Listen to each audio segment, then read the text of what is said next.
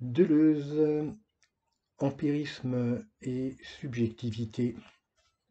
Qu'est-ce qu'une expérience au fond? Nous faisons de multiples expériences, mais ces dernières ne se heurtent-elles pas à une limite qui les dépasse? Quelque chose dont justement nous n'avions pas encore l'expérience. Cette question d'apparence surprenante motive le premier livre de Deleuze, un essai sur Hume, Empirisme et subjectivité, dont je vous ai montré la couverture à l'instant.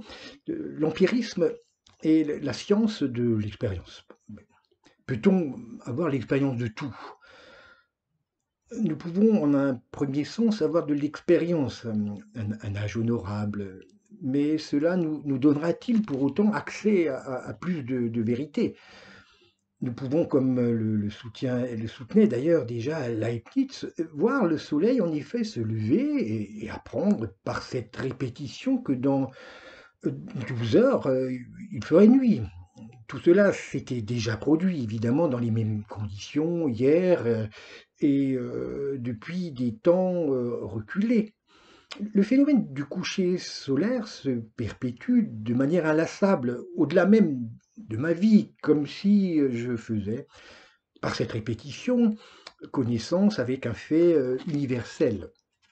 Mais que cela arrive tous les soirs, est-ce vraiment l'expression d'une nécessité? Tous les soirs, en effet, le déclin du soleil se manifeste de façon prévisible. Et devant cette habitude, nous sommes portés à croire en l'universalité, à la nécessité de certains événements qui se répètent. Nous sommes convaincus, dira Hume, que demain matin, le soleil se lèvera. Cela n'a jamais manqué, évidemment, de se réaliser, mais est-il vraiment inévitable que le soleil se lève à nouveau? Il suffirait, et Leibniz l'avait noté, d'une expérience un peu plus inhabituelle et que je me déplace au pôle Nord, au pôle Sud, pour éprouver des horreurs dignes du voyageur perdu découvrant la nuit boréale. C'est une nuit qui est interminable. J'ai beau passer une journée sur place, et tout dépend ce que veut dire alors la journée, attendre que le soleil se montre, rien n'y fait.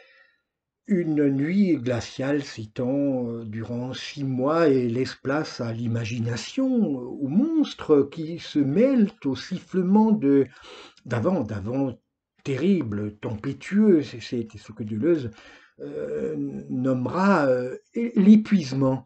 Quand nous n'avons plus le choix, quand la ventilation de l'expérience s'épuise, est épuisée. Voici que malgré cette expérience de la répétition apparemment universelle du cycle des 24 heures, se manifeste une toute autre expérience qui dépasse ce qui était donné, ce qui était pensable depuis nos habitudes régionales, dans la régularité du cycle des jours, s'étend une nuit étonnante, polaire, avec un chaos d'intensité difficile à mesurer, celle angoissée de l'explorateur confronté à une latitude si particulière où tout se modifie, attestant que rien n'était si nécessaire, surtout pas les 24 heures d'une journée, les paysages eux-mêmes cessant de se reconnaître.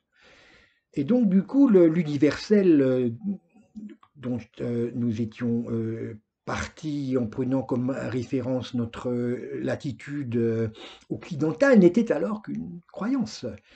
Un choix que la moindre éclipse, d'ailleurs, pourra décrocher de son axiome.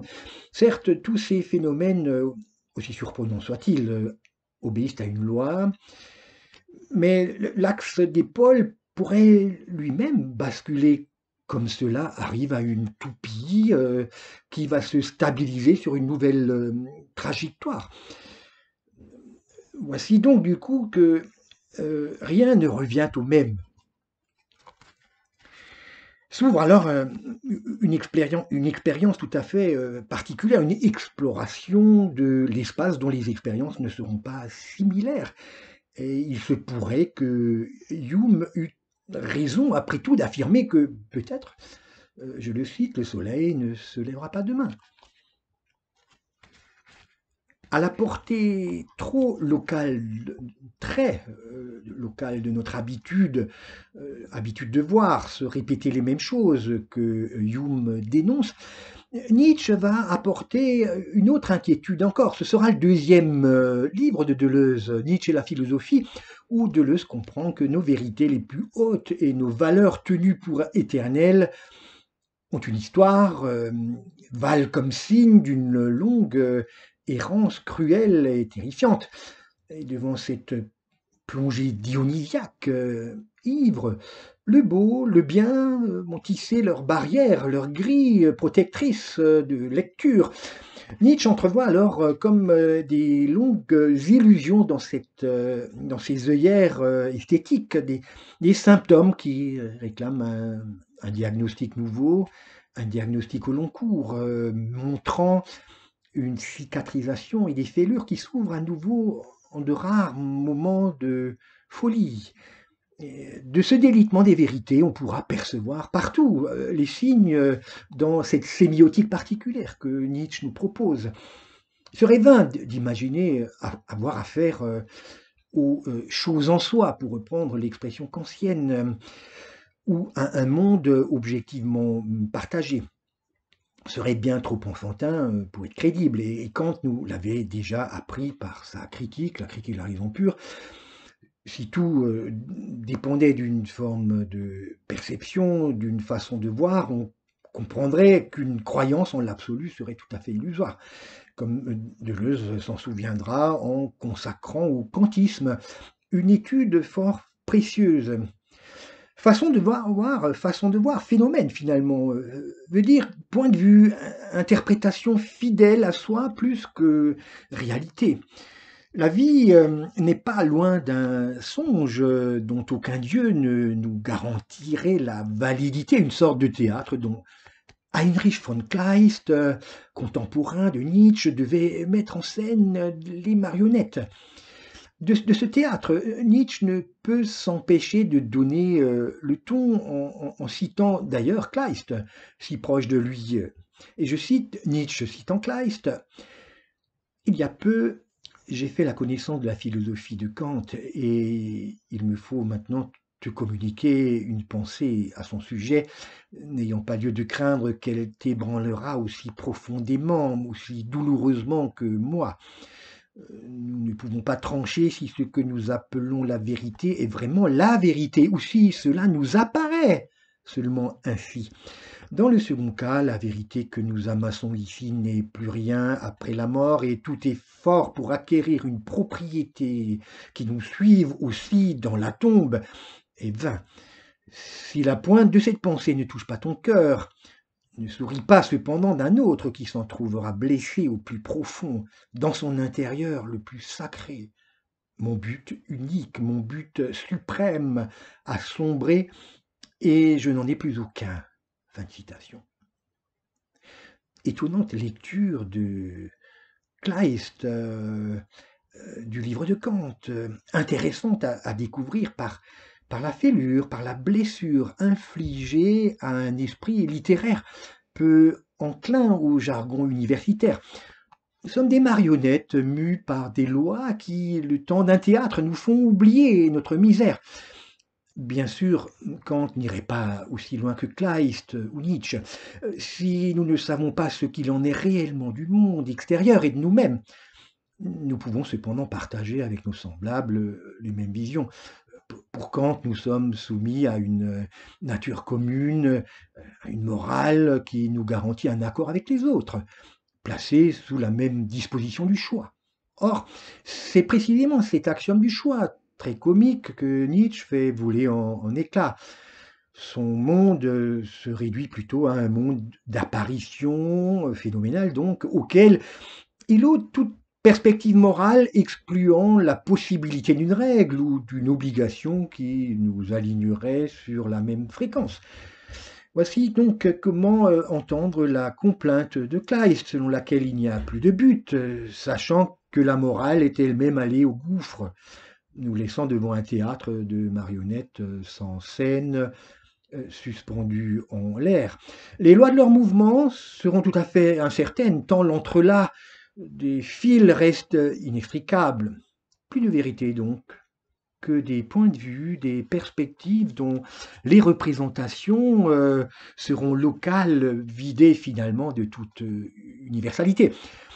Drôle d'expérience en tout cas qui mène à d'autres forces parce qu'elle nous pousse vers un réel inhumain et nous fait comprendre que le cœur de chaque individu bat selon un rythme propre, une respiration incomparable.